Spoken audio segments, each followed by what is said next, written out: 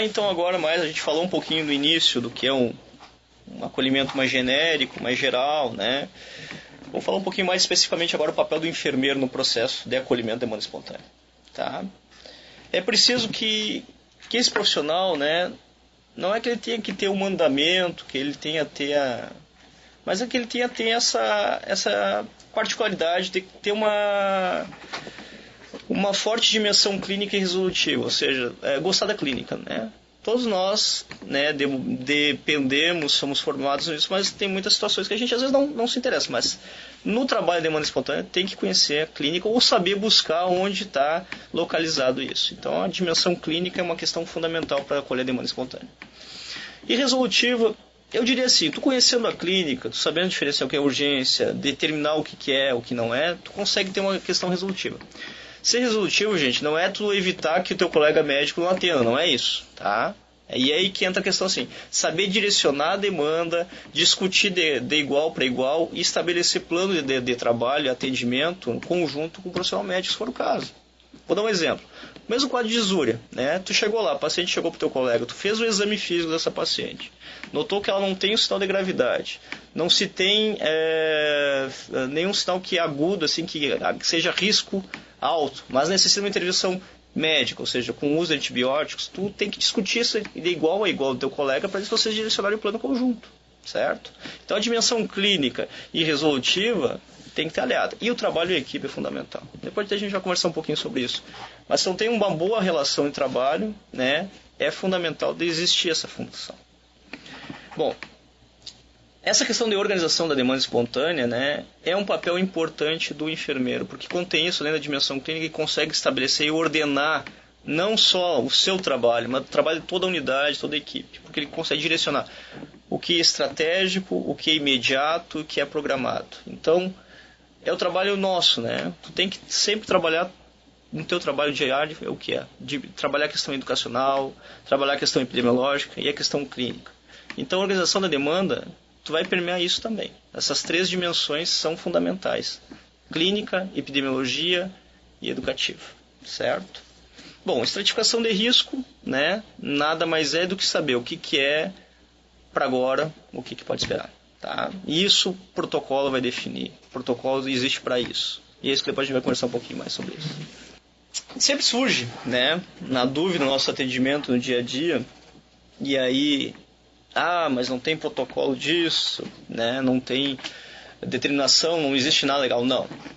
O enfermeiro está habilitado para atender a demanda espontânea, sim. O enfermeiro está habilitado para estratificar risco, sim. E eu trouxe alguns marcos legais aqui até para vocês consultarem, se for o caso, para poder visualizar isso no dia a dia. Primeiro é a lei nossa, a lei do exercício profissional 7.498 de 86. Está claro, isso é passivo, todo enfermeiro tem que conhecer o nosso papel. Primeiro que a consulta de enfermagem é privativa do profissional enfermeiro. Está lá, bem alto e claro. E além disso é obrigatória, tá? Não é nem a questão de ser direito, não, é obrigatória. Tá? Até isso, até na portaria, logo abaixo, depois eu vou citar, mas é obrigatório. A portaria do Ministério da Saúde 2488, da PNAB, da Política Nacional de Atenção Básica, determina as tarefas e atribuições da equipe de saúde da família, inclusive atenção à urgência e emergência, e determinar o seu encaminhamento mais adequado.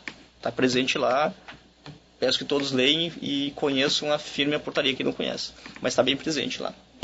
As resoluções do COFEN, então, que colocam bem do Conselho Federal de Enfermagem, que estabelece a 19597, que é a solicitação de exames, né, pelo profissional do enfermeiro, tá? Está bem estabelecido e bem colocado lá. Só que, claro, existe uma determinação que, de acordo com a determinação que existe, tem que ser um endosso do gestor público do município para ter essa determinação. Muitos gestores nem conhecem isso, né? E aí cabe a nós, enfermeiros, estar determinando isso e colocando isso, porque às vezes o que o gestor quer é desconhecer a legislação, e isso cabe a nossa presença como profissional estar levando isso para essa parcela tão importante do Sistema Único de Saúde, que é o gestor em saúde, que às vezes não conhece, né? Não é um técnico, não é um profissional de saúde, não conhece essas particularidades de cada profissão. A resolução 15393, que é como eu falei para vocês, é que estabelece como obrigatória a consulta de enfermagem, tanto na instituição pública quanto privada. Então, o enfermeiro que não faz consulta está indo contra a legislação. Então, isso é uma coisa que estabelece. Todo enfermeiro formado, curso superior, deve fazer consulta de enfermagem. E, por fim, o parecer técnico 001 de 2009 do Corém de Santa Catarina, que estabeleceu responsabilidade, atribuição e prerrogativa legal, a classificação de risco do profissional enfermeiro, né, nas instituições de saúde. Está bem colocado lá, está público, notário, é só ter acesso ao site para ver isso. Bom, falar um pouquinho da estratificação de risco pelo enfermeiro. E aí a gente falou, recém que eu comentei assim, a questão do conhecimento, né? O conhecimento clínico, né? Extremamente, é a base, é o fundamental, é o alicerce que vai dar segurança para esse profissional, o profissional médico e a próprio usuário, né, no trabalho em saúde. Então, conhecimento clínico, primeira base, o alicerce que a gente diria. Conhecimento legal, né? Tu tem que saber o que tu está fazendo e saber que algo é legal e que algo é legal. Tu não vai exercer a medicina de forma irregular, tá? Isso é crime, tá? Tem que existir conhecimento, legislação, mas para ver uma legislação, tu tem que saber um limite do que é e o que não é. Tá? Exercício legal da medicina no Brasil é crime. Então o enfermeiro tem que estar a par do que é competência sua e o que não é. E o trabalho fundamental, os protocolos e o trabalho em equipe. Protocolos, tá? Esses, gente, estão disponíveis. Nós tivemos grandes acessos, até eu coloquei ele no slide, o Caderno de Atenção Básica número 28. São 2 volumes, tá? O volume 1 e o volume 2, tá? O volume 1 trata mais a questão genérica, mais a questão do acolhimento como processo de trabalho. Mas o volume 2 estabelece bem a questão fundamental, a questão clínica e estabelece fluxogramas de atendimento, tá? Esse eu acho que todo enfermeiro, todo profissional de saúde, médico, né, dentista, nutricionista, inclusive, qualquer profissional da saúde tem que estar com ele do seu lado na sua mesa de trabalho, tá? Estabelece protocolos de fácil avaliação e fácil encaminhamento. Eu vou dar 2 exemplos depois aqui para a gente dar uma conversadinha. 3, na verdade, eu trouxe. Tá? Aqui eu coloquei um fluxograma de atendimento de estratificação de risco geral. Infelizmente não ficou muito bom, né? Porque eu peguei essa figura do manual e coloquei. Mas só para vocês saberem mais ou menos que eu tinha falado lá o que é risco imediato, né? Que é o vermelho, amarelo e verde. Eu tinha falado um pouquinho acerca disso lá na estratificação de risco, né? Então aqui fala um pouquinho do risco geral de cada situação. Por exemplo, uma situação não aguda, né? Orientação específica e oferta de serviço, que é uma coisa que chega para ti direto. O adiantamento daquela ação, do caso de solicitar determinado exame, um exame de gravidez, eu dei o exemplo, né? As situações agudas, né, que tem que ser imediatas, né, como falei para vocês, eu citei o exemplo do vermelho, parada cardiorrespiratória. O amarelo, né, crise de asma moderada, leve. E o verde é aquela situação que eu tinha falado para você do quadro de infecção urinária não complicada. Então são situações que estão presentes no manual lá, que eu acho que até foi passado para vocês. Você pode estar acessando lá, que está bem colocado essas situações nesse critério geral, tá? Bom, seguindo em frente aqui, eu vou dar um exemplo aqui de um quadro que a gente atende direto, né? No dia a dia, né, vocês podem ver isso. Diarreia, né, é um exemplo que eu vou começar citando. Vou citar aí exemplo de diarreia, dor de cabeça, cefaleia e dor de ouvido. Tá? Então vou dar um exemplo aqui do quadro da diarreia, que chega lá aquele usuário para nós. Primeiro atendimento que chega, né? E o fluxograma é claro. Embora não esteja muito claro agora no slide, mas a gente vai comentar para vocês que é bem clássico isso aí. É só seguir as orientações. Primeiro, se aquele usuário tem comprometimento de via aérea, está desacordado, né, não responde estímulo, Glasgow 0, isso é uma emergência imediata, critério vermelho. Mas 99% das vezes o caso vai chegar para ti bem consciente, comunicativo e vai sentar na frente e dizer, ó, tô com diarreia, há quantos dias, né, mas tu vai seguir para te ficar mais tranquilo, segue o fluxograma se for o caso. Nesse caso, não, né? Dor intensa, né? Teve sangue nas fezes, vômito com sangue, sim ou não? Se sim, ele entra no critério laranjado, né? Se não, a gente segue abaixo. Dor moderada, né? Diarreia aquosa, sinais de desidratação, né? Sangue nas fezes, não é aquele momento, tem uma diferença bem clássica nesse slide. Até vocês vão ver depois, se pegar no material, que existe o sangue que está com sangramento ativo no momento e história de sangramento. Tá? Isso é bem colocado no fluxograma que existe na pergunta. Tem que também saber fazer as perguntas corretas. Período, tempo, início, duração, fundamental sempre em qualquer consulta que a gente faz. Se sim ou não, você direciona o caminho. Né? Caso sim, né, atendimento urgente, categoria amarela, classificação em 60 minutos. Né? A equipe já pode, o enfermeiro, o técnico, a equipe de enfermagem não precisa esperar. Não, o médico vai falar, não, tu já pode iniciar de repente terapia de reposição, já começar uma intervenção de enfermagem sem ter intervenção médica de início. Eu estou dando um exemplo que isso provavelmente a gente já faz, você faz no dia a dia, mas sempre dá para essa ilustração para a gente já ter. Tá? E o soro de hidratação salva vidas. Tá?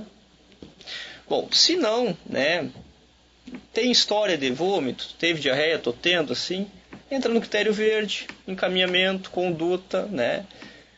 Se não, não é urgente, categoria azul. Eu diria assim, gente, eu até me arrisco a colocar assim. Categorias verdes e azuis, o enfermeiro consegue resolver 99% das situações, tá? Aqui no caso, a gente teria, se nesse caso essa diarreia que chegou não complicada, a única situação que a gente ia usar o nosso colega médico seria para discutir o caso e solicitar um atestado médico para afastamento do trabalho. Né? Fora isso, a conduta clínica de encaminhamento é soro de hidratação oral, ou soro caseiro. Né? Que isso a gente faz em casa, o enfermeiro consegue. Então, eu coloco assim, eu sou arriscado a colocar, né? Até posso ser questionado por vocês, mas eu diria que 99% das situações verdes e azuis a gente está habilitado a resolver sem intermédio, né, de outros profissionais. Vamos dar um exemplo aqui, seguindo mais à frente, ficar mais claro. Dor de ouvido. Tá? Mesma situação. Tá? Eu vou, para não passar, né, repetir, né, se teve história de né, critério imediato, comprometimento, sinal desacordado, mais ou menos parecido. Tá? Dor intensa, febre alta, ele vai listando de acordo com o fluxograma qualquer das situações. Se der um sinal, se der uma resposta assim de acordo, ele direciona um atendimento imediato. Tá? Por exemplo, vou dar um exemplo nesse caso. Tem hemorragia no ouvido, né, sangramento intenso, história de trauma crânioencefálico, né, já é um critério de risco. Então tem que ser avaliado pelo médico para ser dado o melhor referenciamento. E ele direciona no atendimento. Mas se essa dor do ouvido, né, ela não tem história de trauma, né, não tem sangramento, não teve febre, é uma dor leve, ou história de dor ou febre, ele entra no critério verde ou o azul. Né? Uma dor leve de ouvido, tu vai usar um analgésico simples e vai fazer. E aí é importante conhecer a dimensão, e isso é importante, a dimensão clínica, o exame físico, que é a nossa base. Às vezes a gente está meio esquecido como enfermeiro da nossa premissa do exame físico lá.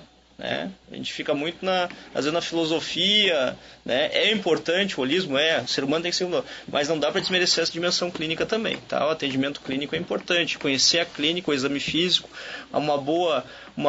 um histórico de enfermagem, um exame físico, uma avaliação, um plano é um processo nosso de trabalho, então a gente tem que conhecer a base da história e o exame físico, tá?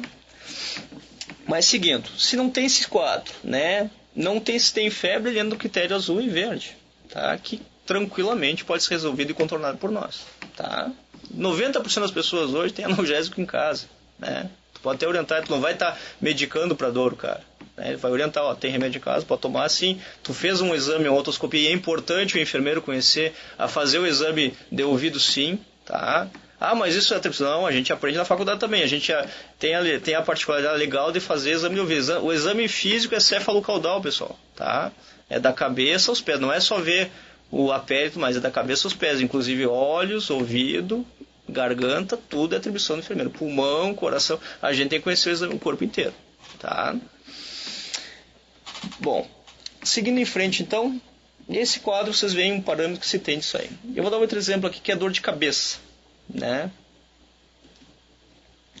Bom, dor de cabeça em várias situações. Então assim, são várias situações no quadro de dor de cabeça, tá? Então isso é a atenção nossa e saber seguir fluxograma.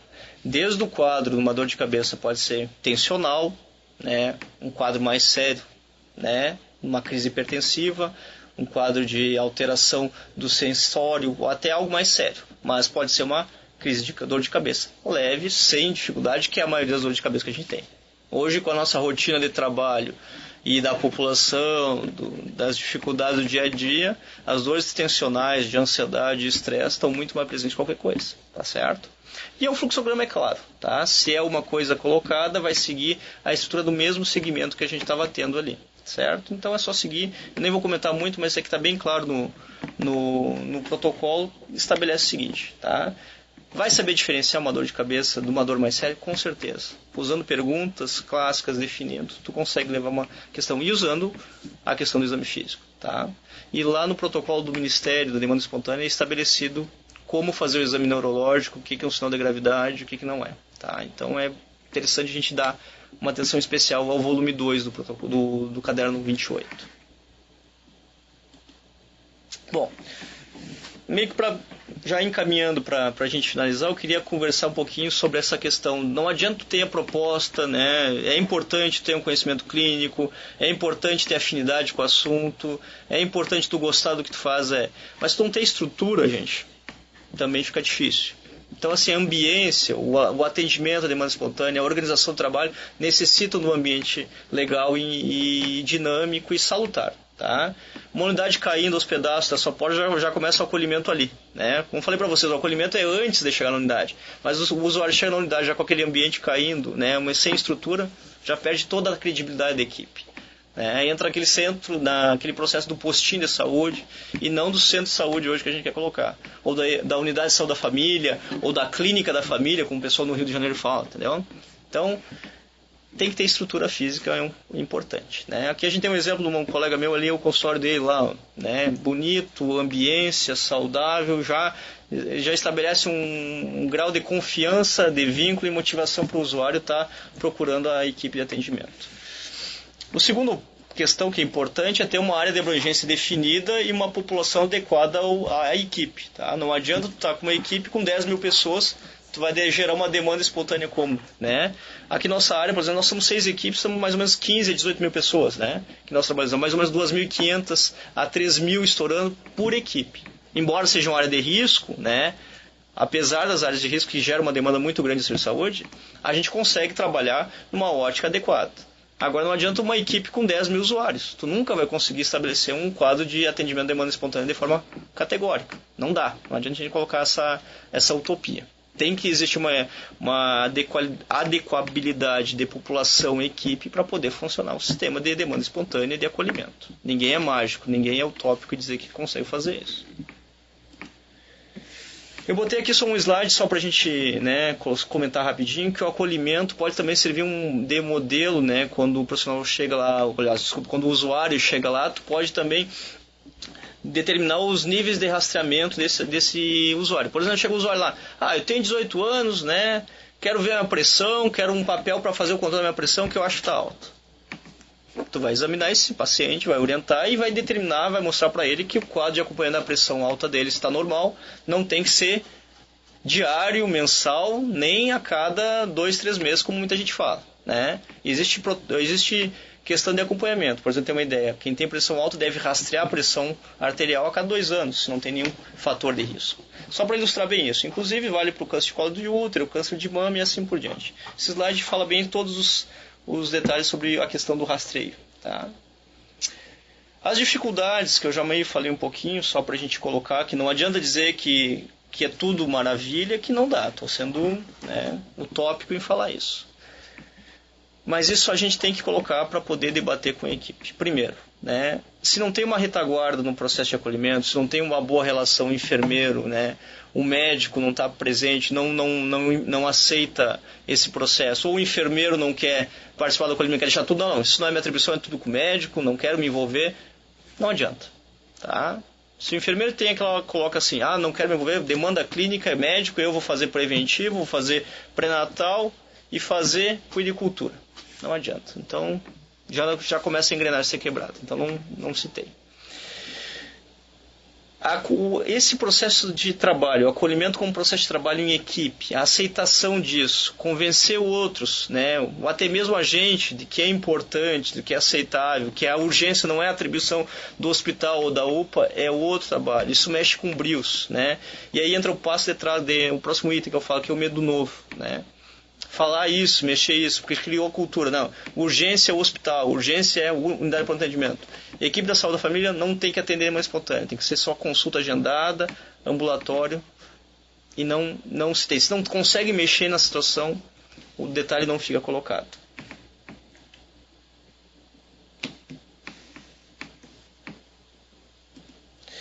E para terminar aqui eu tenho as referências bibliográficas, tá?